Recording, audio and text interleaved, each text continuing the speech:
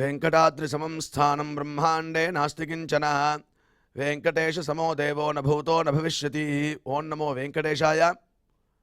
திருமலா திருப்பதி தேவஸ்தானம் ஸ்ரீ வெங்கடேஸ்வரா பக்தி சேனல் இணைந்து வழங்கும் ஸ்ரீமத் பகவத்கீதை பாராயணத்திற்கு அனைவரையும் வரவேற்கிறோம்.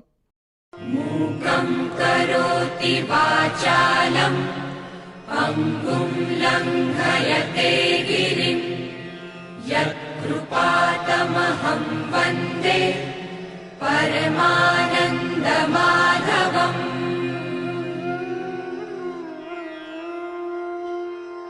करारविन्देन पदारविन्दम् मुखारविन्दे विनिवेशयन्तम् वटस्य पत्रस्य पुटे शयानम् बालं मुकुन्दम् मनसा स्मरामि.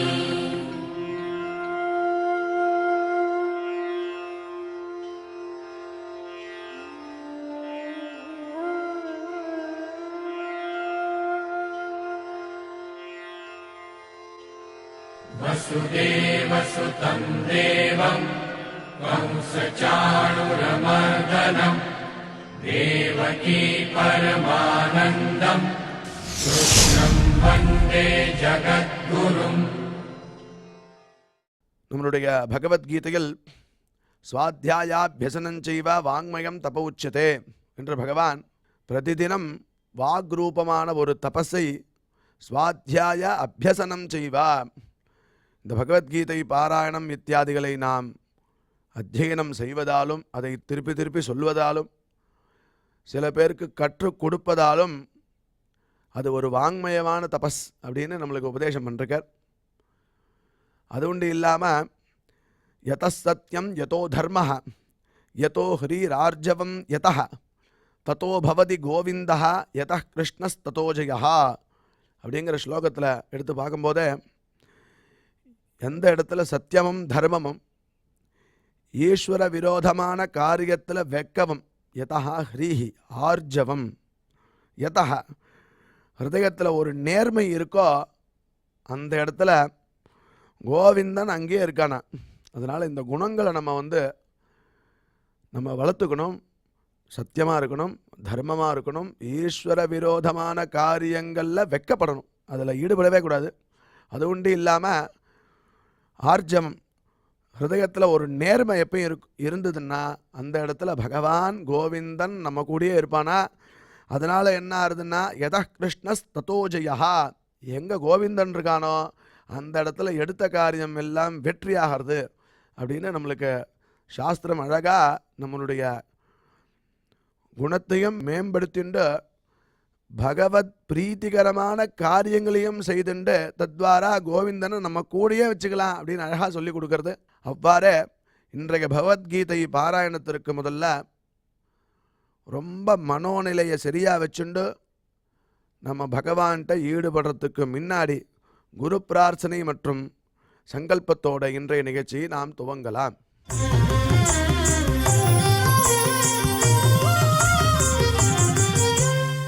श्री गुरु प्रार्थना. गुरुर्ब्रह्मा गुरुर्विष्णुर्गुरुर्देवो महेश्वरः गुरुः साक्षात् परं ब्रह्म तस्मै श्री गुरवे नमः.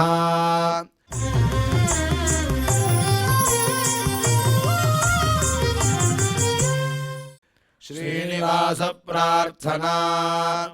नमः क्षीराब्धिनाथाय वैकुण्ठाचलवासिने मुकुन्दाय नमो नित्यम् आनन्दाय नमो नमः.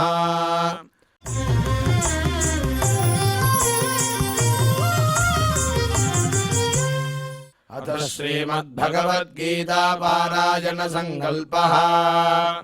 श्रीमदादिवराह क्षेत्रे विराजमानस्य अखिलाण्डकोटि ब्रह्माण्डनायकस्य श्रीपद्मावती जानेः भगवतः श्रीवेङ्कटेश्वर स्वामिनः दिव्यसन्निधौ जगद्गुरोः श्रीकृष्णपरमात्मनः अनुग्रहेण समस्तप्रपञ्चस्य विशेषतः भारतदेशस्य उत्तरोत्तर शुभसम्पत्समृद्ध्यर्थम् श्रीमद्भारतदेशगत तपस्विजन तपोबलवृद्धिद्वारा समस्तस्यापि मानवसमाजस्य सर्वारिष्टपरिहारार्थम् एतद्देशवासिनां सर्वेषां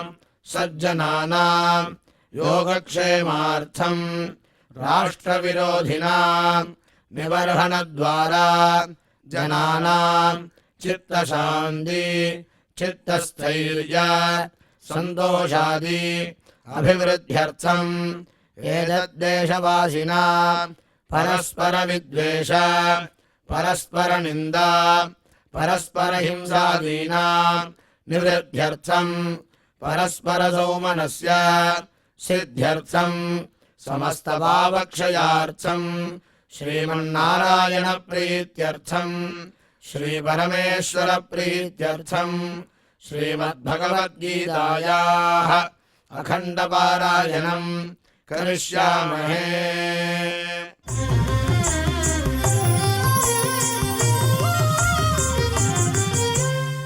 श्रीगीता प्रार्थना श्रीवत्साङ्गम् महोरस्कम् वनमाला विराजितम् शङ्खचक्रधरम् देवम् कृष्णम् वन्दे जगद्गुरुम्।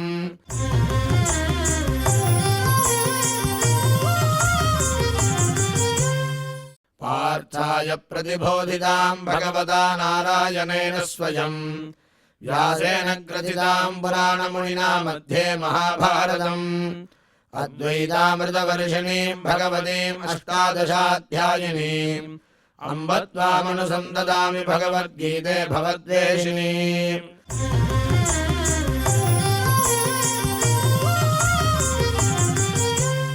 श्रीवेदव्यास प्रार्थना व्यासं वसिष्ठनप्तारं शक्तेः पौत्रमकल्मषम् पराशरात्मजं वन्दे सुखदातं तपोनिधिम्।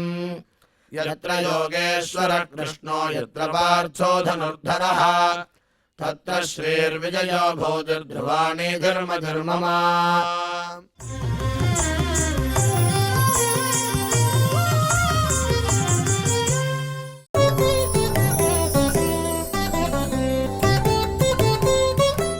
ययिमं परमं गुह्यं मद्भक्तेष्वभिधास्यति भक्तिं मयि परां कृत्वा मामे वैष्यत्य संशयः।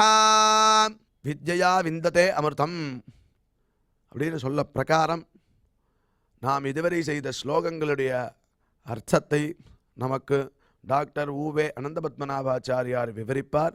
அதை மனதில் வாங்கிக் கொள்வோம்.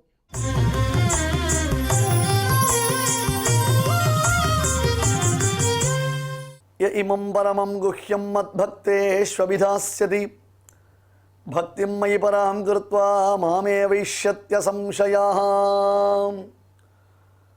ஓம் நமோ பகவதே வெங்கடேஷாய. வித்யை என்பவள் இருக்காளே, கல்வி என்றவள் ஒரு அழகிய பெண், திருமணமாகாத ஒரு பெண். அவள் ஒரு தந்தை அரும்பாடுபட்டு பாலூட்டி சீராட்டி தாலாட்டி ஒரு பெண்ணை பெற்றெடுத்து வளர்க்கிறார். அந்த பெண்ணுக்கு சரியான பருவம் எய்திய வயது அது. அந்த பெண்ணுக்கு மணமுடிக்க வேண்டும் என்றால் அப்பொழுது தகப்பனார் சொல்லுகிறார், பெண்ணே,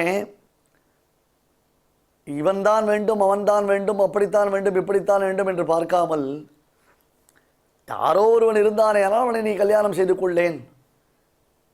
அவன் சம்பாதிப்பவனா, நல்லவனா, கெட்டவனா, குடிகாரவனா, மற்ற பெண்களுடன் தொடர்பில் இருப்பவனா, இதையெல்லாம் பார்த்து கொண்டிருந்தால் உனக்கு கல்யாணம் ஆகாது, சீக்கிரம் கல்யாணம் பண்ணிக்கோன்னு ஒரு தந்தை பெண்ணை கல்யாணம் பண்ணி கொடுப்பாரா? அதுக்கு அந்த பெண்ணை சொன்னோம், அப்பா இப்படி ஒரு ஆசாமி கிட்ட என்னை கல்யாணம் பண்ணி கொடுக்குறதுக்கு பேசாமல் என்னை நீயும் கையால் பாழுங்கணத்தில் தள்ளி விட்டுடு, என்னை கணத்தில் தள்ளி விட்டுடு, நான் அப்படியே செத்து போய்ட்றேன். ஏன்னா இந்த மாதிரி ஒரு முட்டாள்தனமான முரடனாக, மூர்க்கனாக, ஞானஹீனனாக, குணஹீனனாக இருக்கக்கூடிய ஒரு பிள்ளைக்கு என்னை கல்யாணம் பண்ணி கொடுக்க வேண்டிய அவசியம் என்ன? இதே விஷயந்தான் ஆச்சாரியன் என்பவன் தகப்பன், அவனிடத்தில் உள்ள வித்யை என்பவள் பெண். அந்த வித்யை என்னும் பெண் ஆச்சாரியன் என்னும் தகப்பனை பார்த்து கைகூப்பி கதறுகிறாளாம். நாஸ்திகாய ஷட்டாயாபி மத்பக்தி ரஹிதாயவா அசூயகாய மாம் தாஹா சேவதிஸ்தேஸ்மி ரக்ஷமாம். தந்தையே, உம்மிடத்தில் நான் சரணாகதி செய்கிறேன், உம் காலில் விழுந்து கேட்கிறேன்.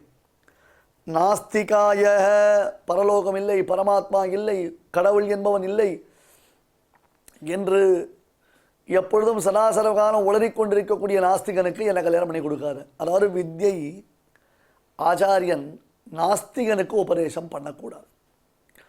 சார் இப்போ என்ன சார் பண்ணுறது, நாஸ்திகன் தான் நிறைய பைசா கொடுக்குறான், நம்ம மதத்தில் என்ன இருக்குன்னு தெரிஞ்சுக்கிறதுக்கோசரம் வேணுன்ட்டு அவங்க நிறைய அதை பற்றி ரிசர்ச் பண்ணுறாங்க.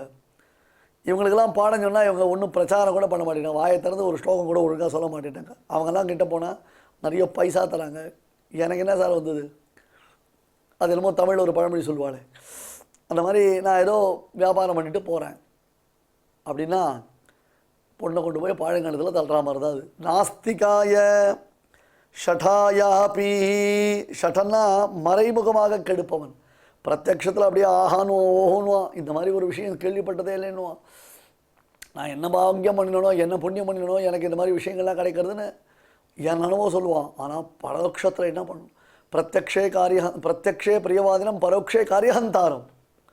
பிரத்யக்ஷத்தில் ஹிதமாக பேசுவான், பிரியமாக பேசுவான், ஆனால் பரோட்சத்தில் காரியத்தை கெடுத்துடுவான். நாஸ்திகாய ஷட்டாயாப்பி மத்பக்தி ரஹிதாயச்ச, அந்த பெண்ணினிடத்தில் பிரீத்தி இல்லாத கணவன் இருந்தானா எப்படி இருக்கும், அது மாதிரி வித்யை பக்தி இருக்கணும். சுவாமி, ஐயோ நம்ம வாக்கில் சரஸ்வதி வந்து உட்கார்ந்துட்டு இருக்காளே, ஈஸ்வரன் ஹயக்ரீவன் நமக்கு அனுகிரகம் பண்ணியிருக்கானே, யாருக்குமே வராத ஒரு பேச்சு சாமர்த்தியம், யாருக்குமே கிடைக்காத ஒரு ஞான சம்பத் நமக்கு கிடைச்சிருக்கு, அதுவும் அஸ்மத் வித்யா ஆத்ம வித்யா என்னும் இது பிரம்ம ஜானமாயிற்று. உயர்ந்த இந்த பிரம்ம ஜானத்தை நாம் சம்பாதித்து வைத்துக்கொள்ள வேண்டாமா, ஜாகிரதையாக வச்சுக்கணுமா. ஒரு அழகான ஒரு பெண்ணு கிடைத்தாலும் அந்த பெண்ணை கல்யாணம் பண்ணிட்ட கணவன் அந்த பெண்ணை பொத்தி பொத்தி எப்படி பாதுகாப்பான், எப்படி அந்த பெண்ணை ரட்சிப்பான்.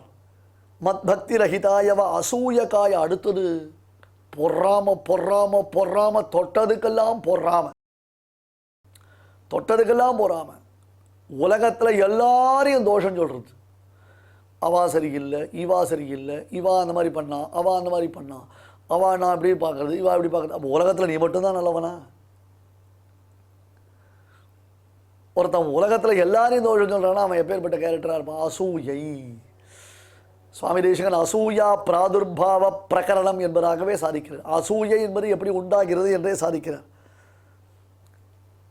நச்சமாம் யோபிய சூயதி, அந்த பெருமானம் இங்கே சொன்னார் இல்லையா, அசூயகாய மாம் மாதாஹா, அப்படி வித்தையை அசூயப்படுத்தலாம். பெருமை இல்லைன்னா என்ன சார், பெருமிதமாக அதை ரசிக்க தெரியும்னா என்ன சார், சேவதிஸ்தே ரக்ஷமாம், காலம் ஃபுல்லாக நான் கண்ணி கழியாமல் உன் கூடயே இருந்துடுறேன்ப்பா, எனக்கு கல்யாணமே பண்ணி வைக்க வேண்டாம், நீ ஏன் எனக்கு கல்யாணம் பண்ணி வைக்கல நான் ஒரு பொழுது உன்னை கேட்க மாட்டேன், தயவு செஞ்சு நான் ஒரு பிரார்த்திக்கிறேன், என்னை எப்படியாவது காப்பாற்று, சேவதிஸ்தே ரக்ஷமாம், நான் உனக்கு சேவதியாக இருக்கேன், என்னை காப்பாற்று என்று வித்யாதேவி ஆச்சாரியன் என்னும் தந்தையினிடத்தில் பிரார்த்திக்கிறாளாம். மேதாவியாக இருந்தாலும் தபஸ்வியாக இருந்தாலும் பக்தியற்றவனாகில், சுஷ்ரூஷை செய்வதற்கு தயங்குபவனாகில், சுஷ்ரூஷை செய்வது தனக்கு கௌரவ குறைச்சல் என்பதாக எங்கள் ஆச்சாரியன் அடிக்கடி ஒரு விஷயம் சொல்லுவார். அது அடியனுக்கு ஏற்பட்ட பரீட்சையாக கூட நான் பார்ப்பேன். என்னென்னா, அப்போலாம் அவர்கிட்ட வந்திருப்பேன், அவரை சேவிப்பேன், சேவிச்சுட்டு அவர்கிட்ட ஒரு விஷயத்தை, அவர் ஏதோ சமாச்சாரம் சொல்லியிருப்பார், சொல்லிவிட்டு அப்புறம் கிளம்பி போயிடுவேன். கிட்டத்தட்ட வாசல் வரலும் போனோடனே அவர் மறுபடியும் எங்கள் ஆச்சாரியன் என்னை கூப்பிடுவார். திருப்பி வருவேன். திருப்பி வந்த உடனே அடியன் அவரிடத்துல கையை கூப்பிட்டு நிற்பேன். கையை கூப்பி நிற்கச்சே திருப்பி ஒரு சமாச்சாரம் சொல்லுவேன், மறுபடியும் கிளம்பி போவேன். இப்போ ரோடு வரல போயிருப்பேன், மறுபடியும் கூப்பிடுவேன், திருப்பி வருவேன், கையை கூப்பி அடியேன் என்ன அப்படின்னு கேட்பேன், விஷயம் சொல்லச்சே. அப்போ ஒரு நாள் எங்கள் ஆச்சாரியன் சொன்னார், நீ இப்போ ஒவ்வொரு தடவையும் இப்படி வரிய, ஒவ்வொரு தடவையும் சேவிக்கிறியே அப்படின்னார். ஆச்சாரியன்னு வந்தாச்சுன்னா அவள்கிட்ட நாம் எப்படி இருக்கணுமோ அப்படி தான் இருக்கணும். அடியனுக்கு இது யாரும் சொல்லித்தரல, நானாக தான் தெரிஞ்சுட்டேன் அப்படின்னு. எனக்கு பண்ணணும்னு தோன்றது, ஒரு சந்தோஷப்படுறேன். எங்கள் ஆச்சாரியனை அவ்வப்போது சேவிப்பதுன்றது எனக்கு பாக்கியமாச்சு, அதனால் நான் சேவிக்கிறேன் அப்படின்னு. உடனே அவர் சொன்னார், தசரதன் இப்படி தான் ராமனை ஒவ்வொரு தடவையும் கூப்பிடுவான். ஒவ்வொரு தடவை ராமன் வரும்பொழுதும் பிதாவான ஆச்சாரியனான தசரதனுக்கு வணக்கத்தை தெரிவிப்பான், நமஸ்காரத்தை தெரிவிப்பான். அதுதான் நல்லது, அதுதான் சாஸ்திரம் அப்படின்னார். இப்போ நல்ல பெரிய சபைகள் நடக்கின்றன. அந்த சபைகளில் கூட வரவா உட்கார்ந்து அது டைரெக்டாக அப்படி கால் மேலே காலை போட்டுன்னு செருப்பு போட்டு உட்காந்துக்கிறாளே தவிர்த்து யாராவது சேவிச்சுட்டு உட்காராளே நீங்கள் கவனிங்க, சேவிக்க மாட்டான். ஒரு சபைன்னு வந்தாச்சுன்னா அந்த சபையில் சேவிச்சுட்டு உட்கார்றதுன்றது ஒரு பெரிய பண்பாடு. அதுக்கு யார் தயக்கத்தை தெரிவிக்கிறாளோ அப்பேற்பட்டவளுக்கு நீ சொல்லாதே, பக்தி எல்லாம் இருந்தாலும் அசூயை உள்ளவனுக்கு சொல்லாதே என்று முன் ஸ்லோகத்தினாலே சொன்னான். அதபஸ்கன், அசுஸ்ரூஷு, அபக்தன், அசூயு என்று 4 பேரை சொன்னான். இப்பொழுது யஇதம் பரமம் குஹ்யம் மத் பக்தே ஸ்வவிதாஸ்யதி பக்திம் மயி பராம் கிருத்வா மாமே வைஷ்யஸ்ய சம்சயः.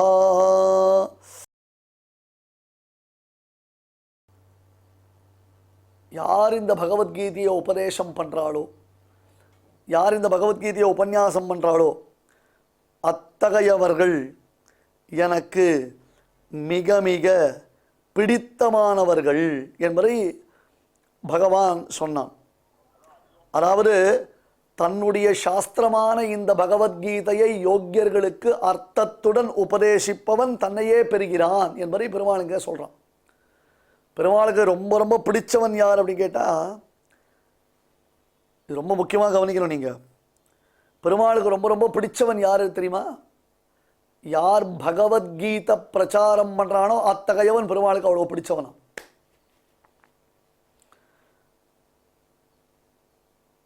ய இமம் பரமம் குஹ்யம் மத் பக்தேஷு அபிதாஸ்யதி. என்னிடமிருந்து கேட்ட உயர்ந்த இந்த ரகசியார்த்தங்களை, பரமஸ்ரேயஸ்கரமான இந்த சாஸ்திரார்த்தங்களை மத் பக்தேஷு யஹா அபிதாஸ்யதி, என் பக்தர்களுக்கு யார் டிஸ்ட்ரிபியூட் பண்ணுவானோ, விநியோகிப்பானோ. ய இதம் பரமம் குஹ்யம் மத் பக்தேஷு அபிதாஸ்யதி, பரமரகசியமான இந்த அர்த்த விசேஷத்தை என் பக்தர்களுக்கு எவன் சொல்லுகிறானோ. சுவாமி, தெரிஞ்சின்றதை 4 பேருக்கு சொல்றதுல வரக்கூடிய ஆனந்தம் அது ஒரு அலாதியானது. அடுத்தது மற்றவர்களுக்கு புரியும்படியாக சொல்லணும். இப்போ கிருஷ்ணனை போல இருக்கிறவா கடினமான இந்த சாஸ்திரார்த்தத்தை சொல்லும்பொழுது எவ்வளோ எளிய நடையில் அதை சொல்லியிருக்கா, எவ்வளோ சிம்பிளிஃபை பண்ணியிருக்கா. கிருஷ்ணன் வேத புருஷன். அந்த வேத வாக்கியங்களை கொண்டே கிருஷ்ணன் உபதேசம் பண்ண ஆரம்பிச்சானா யாருக்கு புரியும்? அர்ஜுனன் ஓடியா போயிருக்க மாட்டானா? எதையுமே எளிமைப்படுத்த வேண்டும் என்பதை நாம் கிருஷ்ணனிடத்திலிருந்து கற்றுக்கொள்ள வேண்டும். கிருஷ்ணனை எளிவரும் இயல்பினன். அவன் உபயோகித்த புல்லாங்கல் ரொம்ப ஈஸியாக காட்டில் கிடைக்கிற ஒரு மூங்கில். அவன் தலையில் சொருகின்னு இருக்கிறதான ரெக்க மயில் தொகை ரொம்ப ஈஸியாக காட்டில் கிடைக்கிறதான ஒரு வஸ்து. அவன் சாப்பிட்ற சாப்பாடு பழைய சாதம். காலில் செருப்பு கூட இல்லாமல் ஃபாரஸ்ட்டில் ட்ராவல் பண்ணுறான். நமக்கு செருப்பு இல்லை, ஷூ இல்லை. சில பேர் பார்த்தீங்கன்னா அப்படியே நேர கோவிலுக்கு, நேர பெருமாள் சன்னதிக்கு நேர அந்த காரை கொண்டு வந்து நிறுத்தி அங்கே தான் இறங்குவான். ஒரு அரடி முன்னாடி கூட இறங்க மாட்டான். ஐஸ்வர்ய செருக்க பகவான் இடத்துலையே காமிப்பா. இத்தனை சோஃபஸ்டிகேஷன் இருந்தாலும் நம்ம ஒத்து போன்றோம். பெருமாளெல்லாம் எதிர்பார்க்கல, அதெல்லாம் கவலையே படலாம். இங்கே பாரு, யாருக்கு உபதேசம் பண்ணக்கூடாது, யாருக்கு உபதேசம் பண்ணணும் அப்படின்றதுல நான் ரொம்ப கிளியராக இருக்கேன். இதை நீங்கள் தீர்மானமாக புரிஞ்சுக்கணும். யஇதம் பரமம் குஹ்யம் மத்பக்தேஷு அபிதாஸ்யதி. கிருஷ்ணா கிருஷ்ணா கிருஷ்ணான்னு யார் தியானம் பண்ணுறாளோ, கிருஷ்ண பக்தியோடு திளைக்கிறார்களோ, கிருஷ்ணாஸ்ரயாக கிருஷ்ணநாதாக கிருஷ்ண பக்தாகனு யார் யார்கள் கிருஷ்ணனையே ஆசிரியத்தவர்களாக திகழ்கிறாளோ அப்பேற்பட்டவளுக்கு உபதேசம் பண்ண. அப்போ கீதை தான் இஞ்சுமோடு ஸ்ரீமன் அழகிசிங்கர், ஸ்ரீமன் அகோபிரமணத்தில் 42வது வட்டம் ஸ்ரீமன் அழகிசிங்கர். அவருடைய சிஷ்யர் தான் ஸ்ரீகுவே திருக்கள்ளம் நரசிம்மராகவாச்சாரியார் சுவாமின்னு திருநாமம் இருக்கு. கீதைனா திருக்கள்ள சுவாமி, திருக்கள்ள சுவாமினா கீதா, அப்படி ஒரு அந்யோன்யாசிரியம். அந்த சுவாமி அருளி செய்கிற கீதையை கொண்டு தான் அடியன்லாம் இப்போ கீதையை சொல்லிட்டு இருக்கேன். அந்த சுவாமிக்கு இஞ்சிமேடு அழகிய சிங்கர் இந்த ஸ்லோகத்தை சொல்லி உபதேசம் பண்ணார். நீ பகவத்கீதை பிரச்சாரம் பண்ணுன்னர். இஞ்சிமேடேஸ்வருடைய அனுகிரகம் சுவாமி, அந்த சுவாமி பலித்தது. இஞ்சிமேடேஸ்வர் பண்ணின அனுகிரகம். பகவத்கீதை அப்படின்னாலேயே திருக்கள்ள சுவாமி அவர் மறைந்து கிட்டத்தட்ட 40 ஆண்டுகள் ஆகிவிட்டன. இப்பொழுதுதான் அவருடைய 100வது திருநக்ஷத்திர மகோத்சவத்தை நாம் கொண்டாடினோம். ஆனால் அந்த ஆச்சாரியன் பண்ணின அனுகிரகம், அது தவிர அவருக்கு கீத சுவாசம். எத்தனை முறை தன்னுடைய சிஷ்யர்களுக்கு அவர் கீதையை உபதேசம் செய்திருக்கிறார் என்பதற்கு கணக்கே கிடையாது. இப்போ இருக்கிற மாதிரி டெக்னாலஜி, அதெல்லாம் ரெக்கார்டிங் ஸ்கில், அதெல்லாம் அந்த காலத்தில் ஒன்றுமே கிடையாது பாவம். இல்லைனா அவருடைய அந்த கீதையெல்லாம் இன்றைக்கி இருந்ததுன்னு சொன்னால் அந்த மாதிரி ஒரு பெரிய பிரசாரமே நமக்கு கிடையாது. புஸ்தகம் அலட்சியம், புஸ்தகத்தினுடைய விஷயங்கள் அட போய் புஸ்தகத்தை வச்சு நான் என்ன பண்ண போகிறேன்னு விட்டுருவோம். பெரியவர்களுடைய ஆடியோ, அந்த காலத்தில் ஆடியோ இருந்ததுன்னா இன்னும் கொஞ்ச நேரத்தில் ஆர்டிஃபிஷியல் இன்டெலிஜென்ஸை வச்சு அந்த ஆடியோவை நம்ம எப்படி இல்லாமல் கன்வெர்ட் பண்ணலாமே சுவாமி, நம்ம எப்படி இல்லாமல் நம்ம பார்க்கலாமே, குளோபல் லெவலில் அதை கொண்டு போகலாமே. தெரிஞ்சுக்கலையே, அதை ரெக்கார்ட் பண்ணுறதுக்கு நமக்கு முடியாமல் போயிடுத்து. இடம் பரமம் குஹ்யம் மத் பக்தேஷு அபிதாஸ்யதி ஒரு விஷயம். இந்த திருக்கள்ள சுவாமி பகவத்கீதையை இந்த அளவுக்கு உத்தமமாக பிரச்சாரம் பண்ணிடுத இந்த ஸ்லோகத்தை சொல்லி ஸ்ரீமத் அஹோபிலபடத்தின் 44வது பட்டம் அழகிய சிங்கர் நினைவு கூர்ந்தார். அவருடைய நினைவஞ்சலி கூட்டத்தில் உடனே ஸ்ரீ வைஷ்ணவானந்தான் என்ன பண்ணுவோம் தெரியுமில்லையோ, அவருடைய சுபஸ்வீகாரத்தில் ஸ்ரீமத் அழகிய சிங்கர் சாரித்திரொழியாவதுன்னு ஆரம்பிப்பார். நம்ம லாங்குவேஜில் நம்ம பார்க்கலாம். அவருடைய நினைவஞ்சலி கூட்டத்தில் அழகிய சிங்கர் இந்த ஸ்லோகத்தை சொன்னார். இதம் பரமம் குஹ்யம் மத் பக்தேஷு அபிதாஸ்யதி பக்திம் மயி பராம் கிருத்வா மாமை வைஷ்யத்ய சம்சயா. அவன் என்ன பண்ணுறான், என் விஷயத்தில் பரையான பக்தி, உயர்ந்த பக்தியை செய்து அவன் என்னையே அடைகிறான் என்பது திண்ணம், நிச்சயம். அவன் என்னையே அடைவான்னு திண்ணம்னர். இதை சொல்லி முக்கூர் சிவன் அழகிய சிங்கர் ஆசியாவிலேயே என் உலகத்திலேயே அரங்கனுக்கு பெரிய கோபுரத்தை அருளி செய்த கட்டின மகான். அந்த மகான் சொல்கிறார், இங்கே பாரு, இந்த பகவத்கீதையை திருக்கள்ள சுவாமி இவ்வளோ அழகாக சொன்னார். கிருஷ்ணனிடத்தில் ஆறார காதல் கொண்டு விளங்கினார். அப்படி இருக்கிறவன் எனக்கு ரொம்ப பிரியமானவன், என்னை அடைவான்னு கிருஷ்ணன் சொல்லிட்டானோ இல்லையோ, அதுதான் சீக்கிரமே அவர் கிருஷ்ணனை அடைந்து விட்டார். சஷ்டப்த பூர்த்தி என்பதாக 60வது வயது பூர்த்தியாவதற்குள்ளாக அவர் கிருஷ்ணனிடத்தில் போய் சேர்ந்துவிட்டார் என்று கண்ணீர் மல்க அந்த மகான் முக்கூர் சிவன் அழகிய சிங்கர் சாதித்தது. ஒரு 10-11 வயது இளைஞன் நான், அது சிறுவன் நான் அந்த காலத்தில். அடியனுடைய மனதில் இன்னும் பரிசுமலுத்தானி. அப்போ எனக்கு ஸ்லோகம் தெரியாது. ஆனால் சுவாமி அந்த நினைவஞ்சலி கூட்டத்தில் முக்கூர் சிவன் அழகிய சிங்கர் பேசும்பொழுது கீதையில் 18வது அத்தியாயத்தில் பகவான் கண்ணன் தனக்கு ரொம்ப பிரியமானவர்களை, பகவத்கீதை பிரச்சாரம் செய்பவர்கள் தனக்கு பிரியமானவர்கள் என்று சொல்லுகிறானே என்று ஆரம்பித்தார். பின்னாளில் இந்த பகவத்கீதை ஸ்லோகத்தை அடியேன் ஆச்சாரியனிடத்திலிருந்து கிரகித்த பொழுது இந்த விஷயம் என் மனசில் நிழலாடியது. இமம் பரமம் குஹ்யம் மத்பக்தேஷு அபிதாஸ்யதி பக்திம் மயி பராம் கிருத்வா மாமே வைஷ்யத்ய சம்சயா. நல்ல அதிகாரிக்கு அவசியம் உபதேசம் பண்ணணும், அவளை உபேட்சம் பண்ணக்கூடாது. நல்ல அதிகாரியா, விசிஷ்ட அதிகாரியாக இருந்தால் அவளுக்கு உபதேசம் பண்ணணும், அவளை ஏமாற்றக்கூடாது. அப்புறம் பண்ணலாம், ஒன்றும் இல்லை அப்படின்ற மாதிரி பண்ணக்கூடாது. சிஷ்யன் ஆச்சாரியன் 2 பேர்கிட்டையும் ரெசிப்ரிகேஷன் இருக்கணும். நேற்று நச்சிகேதஸுடைய உபாக்கியானம் பார்த்தோம். நச்சிகேதஸ் என்ன சொன்னான், சுவாமி நான் கேட்கணுன்ற ஆசையில் இருக்கேன், தயவு செஞ்சு எனக்கு சொல்லிக் கொடுங்கோ, என்னை வஞ்சனை பண்ணாதீங்கோ, நிஜமாகவே நான் ஒரு ஆசையில் ஒரு ஆர்வத்தில் இருக்கேன், வெறுமை ஏமாத்துறதுக்கோசரம் யாரையோ சாட்டிஸ்ஃபை பண்ணுறதுக்கோசரம் நான் வரலேன்னு நச்சிகேதஸ் அப்படி பிரார்த்தித்தான். அவன் என்னிடத்தில் பக்தி உள்ளவர்கள், அப்போ பகவானிடத்தில் பக்தி இருந்தால்னா அவர்களுக்கு தவம் இருக்கும், ஸ்ரத்தை இருக்கும். இப்போ யாருக்கு தபஸ் இல்லையோ, ஸ்ரத்தை இல்லையோ, அவர்கள் அசூயாளுக்கள். இவர்கள் அசூயை இல்லாதவர்கள், அவர்கள் சுத்தமான மனசோடு இருக்கா, கிருஷ்ணா கிருஷ்ணான்னு தியானம் பண்ணிட்டு இருக்கா, கிருஷ்ணனை சேவிக்கணும்னு ஆசைப்படுறான். இதில் ஜாதி குலம் இந்த மாதிரி எந்த வித்தியாசமும் கிடையவே கிடையாது. யதோச்சிதமாக அவர்களுக்காக இது சொல்லலாம். அதனால்தான் எஸ்விபிசி நேயர்கள், வெங்கடேஸ்வரா பக்தி தொலைக்காட்சியின் நேயர்கள், அந்த நேயர்களுக்கு திருவேங்கடமுடியானிடத்தில் உயர்ந்த பக்தி இருக்கும் காரணத்தினால்தான் நம்முடைய தொலைக்காட்சி நிலையத்தார் இந்த பகவத்கீதையை சொல்லும்படி அடியனை படித்தார்கள்.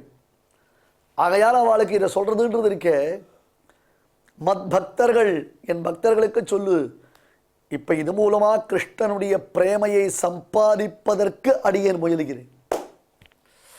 ஏன் இது மூலமா கிருஷ்ண பிரேமையை நான் சம்பாதிப்பதற்கு முயலுகிறேன். அபிதாஸ்யதி, அபிதாஸ்யதிக்கு அர்த்தம் தெரியுமா? வெறும் கீத சாண்டிங் மட்டும் இல்லை, வெறும் கீத மூல ஸ்லோகம் மட்டும் இல்லை, கீதையினுடைய உள்ளர்த்தத்தோடு உபதேசம் பண்ணணும்.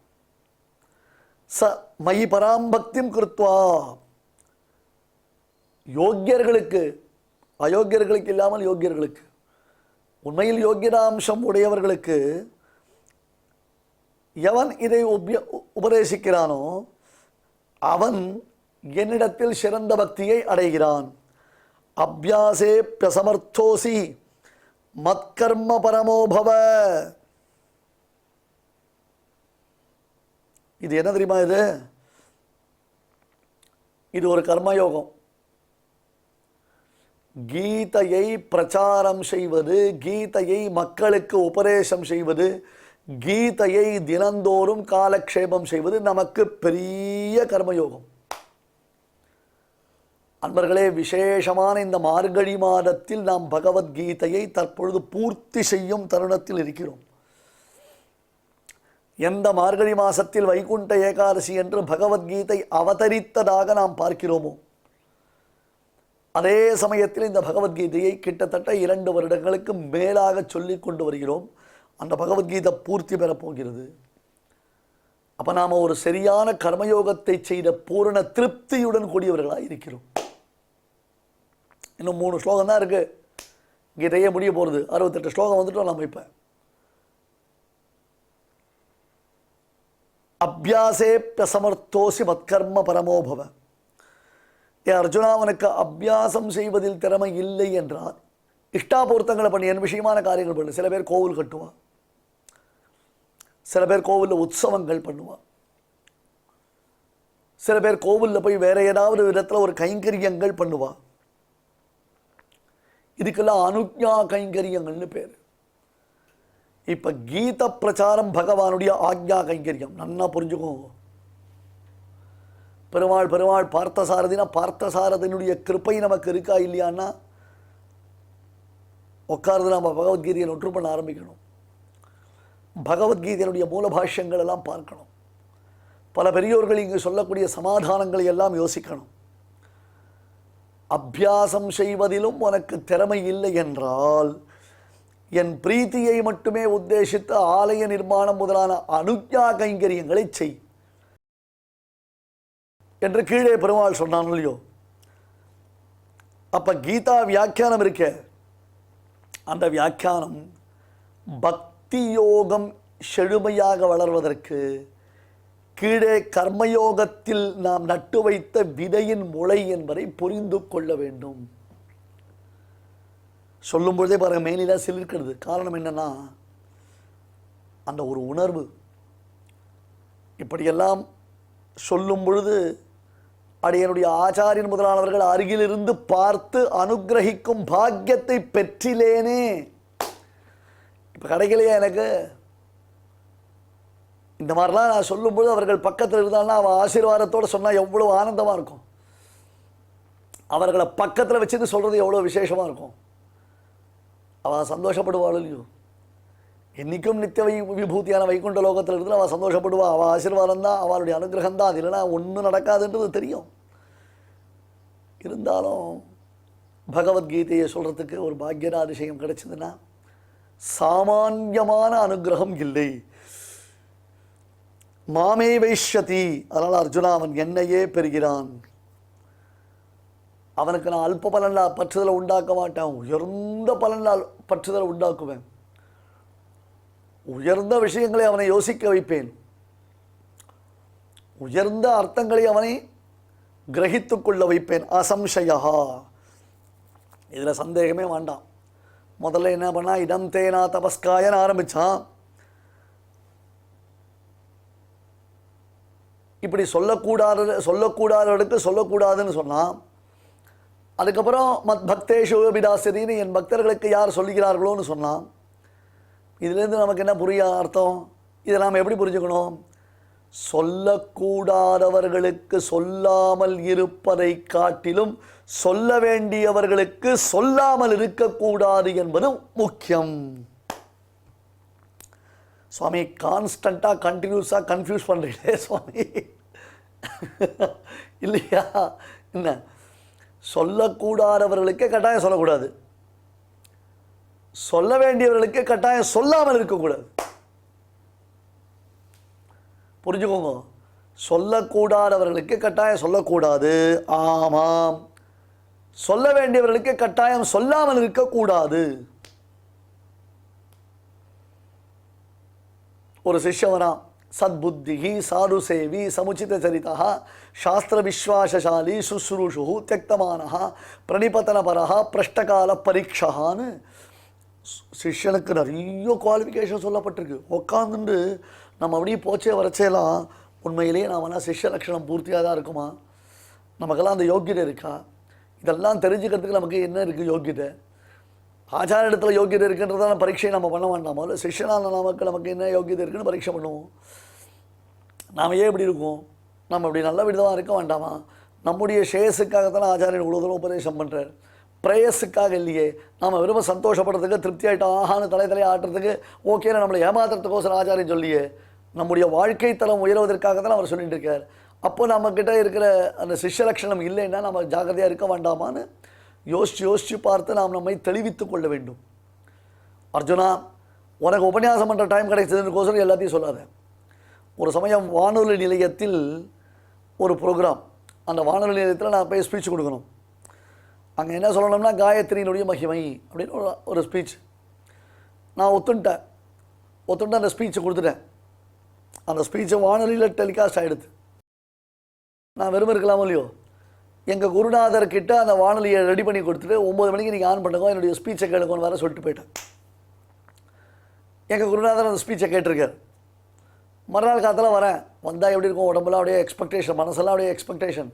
சூப்பராக அட்டகாசமாக சொன்னான், நிறைய விஷயங்கள் சொன்னான், அழகாக சொன்னேன்லாம். அவர் நம்மளை பாராட்ட போகிறான்னு வச்சுருந்தேன். ஒன்றுமே சொல்லலை. வந்தேன், சேவித்தேன், ஓகே உட்கார், பாட ஆரம்பிக்கிறது. அப்புறம் இதை பண்ணு அதை பண்ணு அப்படி பண்ணு இப்படி பண்ணு சாதாரணமாக பேசுகிறாரு தவிர்த்து இந்த ஸ்பீச்சை பற்றி ஒன்றுமே சொல்லலை. 1 நாள் ஆச்சு, 2 நாள் ஆச்சு, 3 நாள் ஆச்சு, 3 நாள் ஆச்சு. அவரும் ஒன்றும் சொல்லலை, நானும் ஒன்றும் கேட்கல. பட் எனக்கு உள்ள மனசெல்லாம் அப்படியே கிருன்றது. என்ன சொல்ல போகிறார் ஒன்றுமே சொல்லியேன்னு. கடைசியில் 3ஆவது நாள் மனசு கேட்கல, விழுந்து சேவித்தேன். என்னடான்னு, இல்லை முந்தானத்து ரேடியோவில் ஸ்பீச் கொடுத்தனே சுவாமி, அதை பற்றி ஒன்றுமே சொல்லியேன்னு. வாப்பா வா, இப்போ தான் வாய் விட்டு கேட்கணும்னு தோணித்தா? நீயா கேட்கணுன்றதுக்கோசரம் நான் வெயிட் பண்ணியிருந்தேன். என்னடா பேச்சு பேசுகிற நீ? அந்த ரேடியோவில் எவ்வளோ பேர் எவ்வளோ விஷயங்களை கேட்பா. அங்கங்கே கடைகள் எல்லாம் கூட அந்த ரேடியோ வச்சு கேட்டிருக்கேன். அந்த காலத்தில் தான் பொழுதுபோக்கு. அப்படி இருக்கச்சே நீ காயத்ரி மந்திரத்தின் அர்த்தத்தை சொல்லிட்டீங்க, அந்த மந்திரத்தையும் சொல்லிட்டியே, தப்பு இல்லையா? அது மாதிரி சொல்லலாமா? நீ பண்ணியிருக்கலாமா? இல்லை ஒரு ஆர்வத்தை எப்படி வெளிப்படுத்துகிறோம்ன்றதுல ஒரு விவஸ்தை இருக்குடா. இஷ்டத்துக்கெல்லாம் சொல்லிக் கொடுத்ததெல்லாம் வெளில போய் சொல்லிட்டு இருப்பாளா? நீ பண்ணது தப்பு. ஒரு 108 ஆவர்த்தி காயத்ரி ஜபம் பண்ணி பிராயச்சித்தம் பண்ணுன்ட்டு நிஜமாக இதெல்லாம் நடந்தது. அப்புறம் தான் நான் ரியலைஸ் பண்ணேன், ஓஹோன்ட்டு. அதுலேருந்து எந்த ஒரு சாஸ்திரார்த்தங்களையும் சபையில் ரொம்ப ஜாக்கிரதையாக சொல்லுவேன். அவ்வளோ சீக்கிரம் எல்லாருக்கும் சொல்லிடக்கூடாதுன்றது ஆச்சாரியுடைய நியமனம். அதனால் சொல்லக்கூடாதவர்களுக்கு சொல்லக்கூடாது என்பதும் முக்கியம். சொல்ல வேண்டியவர்களுக்கு சொல்லாமல் இருக்கக்கூடாது என்பது அதைவிட முக்கியம். நீங்கள் என்ன சொன்னீங்க? வாண்டான்னு சொல்லிட்டீங்க, இப்போ வேணும் சொல்கிறீங்க. ஒன்றும் வானாட சொல்லுங்க, இல்லை வேணும் சொல்லுங்க. எனக்கு இன்னும் புரியல சுவாமி, நான் என்ன பண்ணுவேன்னா எனக்கு புரியல, நான் எப்படி புரிஞ்சுக்கிறது? அடா பைத்தியமே, ஒருத்தன் நல்லா வயிறு முழுக்க சாப்பிட்ருக்கான். அப்பா அவங்ககிட்ட பாதாம் அல்வா கொண்டு வந்து கொடுத்தான். அப்பா இருப்பா, வயிறு ஃபுல்லாக இருக்க, ஒன்றும் வாண்டாம் அப்படின்றான். மறுநாள் நல்ல பட்னியில் இருக்கான். இவன் பாதாம் அல்வா உள்ளே வச்சுருக்கான். டே அந்த பாதாம் அல்வா கொடுக்கூடாது. ஏன்னா நேற்று கொடுத்தேன் வானா, நீங்கள் நான் உங்களுக்கு பாதாம் அல்வா தேவையில்லை, இனிமேல் உங்களுக்கு பாதாம் அல்வா பிடிக்காததுனால நான் பேசாமல் இருந்துட்டேன். ஒன்று பிடிக்கும் சொல்லுங்கள், இல்லை பிடிக்காத சொல்லுங்க. நேற்று வானா நீங்கள் இன்றைக்கி வேணுன்றீங்களேண்ணா. நேற்று வயிறு ஃபுல்லாக சாப்பிட்டுருந்தேன், அப்போ சாப்பிட பிடிக்கல, இப்போ கொண்டு வரலாம் இல்லையோண்ணா. இதுதான் எந்த இடத்துல என்ன சொல்கிறா, அர்த்தாத்து பிரகரணாத்து லிங்காத்துன்னு கான்டெக்ஸ்ட்டை வச்சு நம்ம அர்த்த நிர்ணயம் பண்ணணுமே தவிர்த்து எல்லாத்துக்கும் ஒரே அர்த்தத்தை புரிந்து கொள்ளக்கூடாது. முதல் ஸ்லோகத்தில் உபதேசம் செய்ய அருகதையற்றவர்கள், உபதேசம் பெற அருகதையற்றவர்களை குறித்து சொன்னான். இப்பொழுது அவசியம் உபதேசம் செய்ய வேண்டியவர்களை குறித்து சொல்லி அவ்விதம் செய்பவர்கள் தனக்கு அத்தியந்தம் பிரியமாக இருப்பவர்களை காண்பிக்கிறான். ய இமம் பரமம் குஹ்யம் மத்பக்தே ஸ்வவிதாஸ்யதி பக்திம் மயி பராம் கிருத்வா மாமே வைஷ்யத்ய சம்சயः. ஸ்ரீமதே பகவதே பாஷ்யகாராய நமஹ. இப்பொழுது அடியான் சொல்றதை எல்லாரும் திருப்பி சொல்லுங்க. யயிமம் பரமங்குஹ்யம் ययिमं परमं गुह्यं மத்பக்தேஷ்வபிதாஸ்யதி मद्भक्तेष्वभिधास्यति பக்திம் மயி பராம் கிருத்வா भक्तिं मयि परां कृत्वा மே வைஷ்யத்ய சம்சயः. मामे वैष्यत्य संशयः. இப்பொழுது நாம் அனைவரும் சேர்ந்து பாராயணம் செய்யலாம். ययिमं परमं गुह्यं मद्भक्तेष्वभिधास्यति भक्तिं मयि परां कृत्वा मामे वैष्यत्य संशयः. தெய்வத்தை ஆராதிக்கும் உன்னதமான வழிகளில் முக்கியமானது பகவன் நாம சங்கீர்த்தனம். அதனால் என்ன ஏற்படுகிறது என்று கேட்கலாம் இல்லையா? புண்ணியம் ஒன்று ஏற்படுகிறது. அது ஒன்று இல்லாமல் பகவானுக்கு பிரீத்தியானது ஏற்படுறது.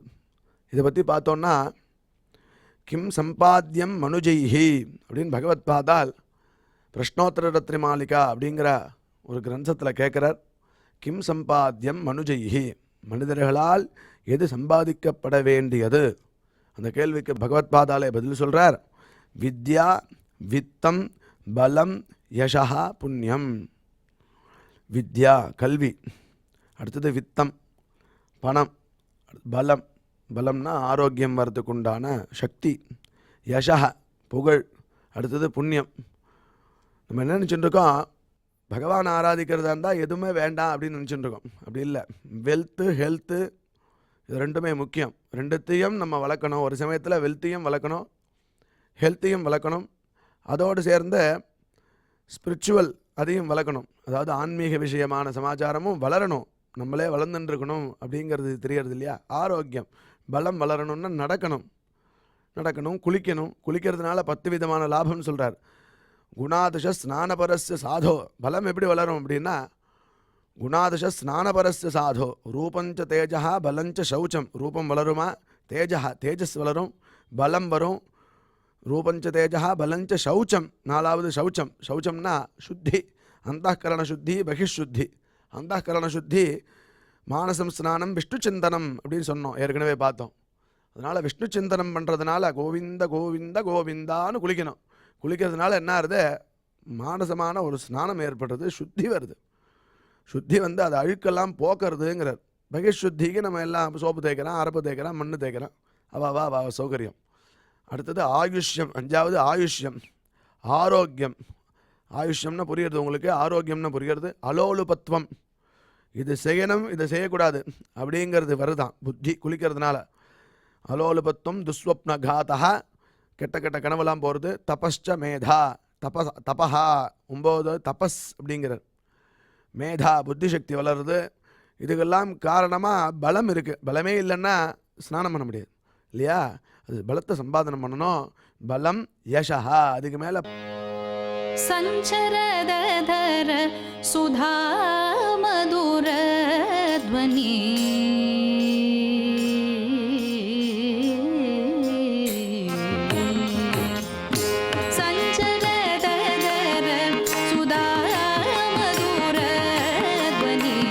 மோகரித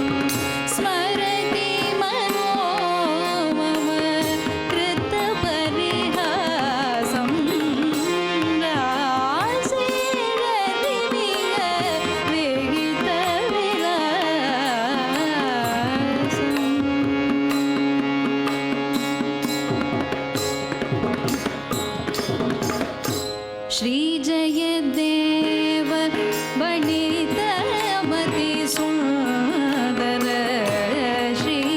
श्रीजयदेव वनितामति सुन्दर श्रीजयदेव वनितामति सुन्दर मोहन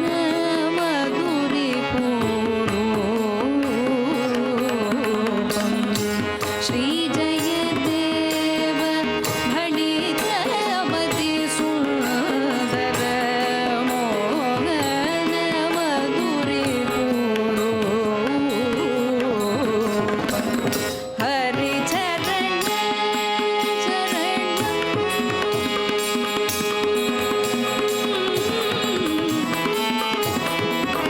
स्मरणो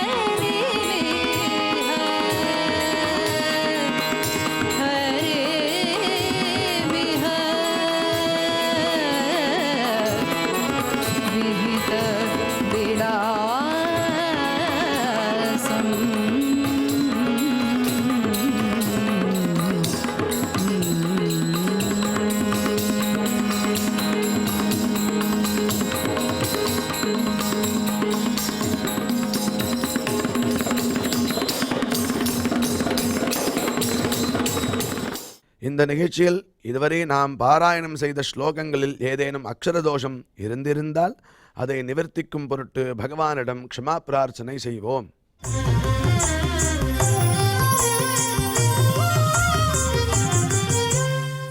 अथ क्षमा प्रार्थना यदक्षरपदभ्रष्टं मात्राहीनं च यद्भवेत् तत्सर्वं क्षम्यतां देवनारायण नमोऽस्तु ते।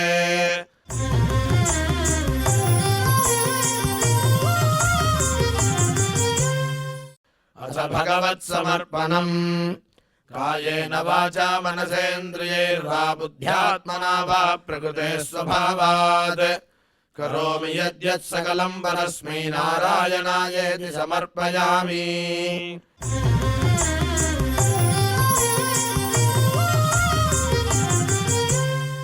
अथ लोकक्षेम प्रार्थना सर्वे भवन्तु सुखिनः सर्वे सन्तु निरामयाः सर्वे भद्राणि पश्यन्तु मा कश्चित् दुःखभाग् भवेत्. சுவாமியின் அருள் நாம் அனைவருக்கும் கிடைக்க வேண்டி மங்களாசாசனத்துடன் இன்றைய நிகழ்ச்சி நிறைவு பெறுகிறது. மீண்டும் நாளை சந்திப்போம். ஓம் நமோ வெங்கடேஷாய.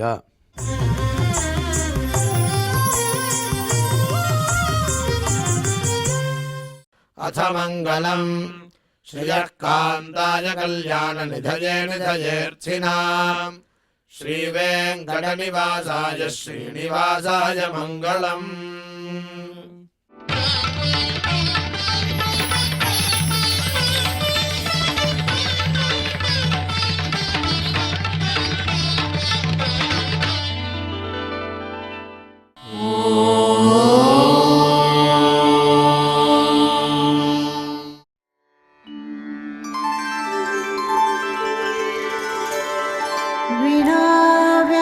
विनाव्यङ्कटेशं ननाथो ननाथः सदा व्यङ्कटेशं स्मरामि स्मरामि हरे व्यङ्कटेश प्रसीद प्रसीद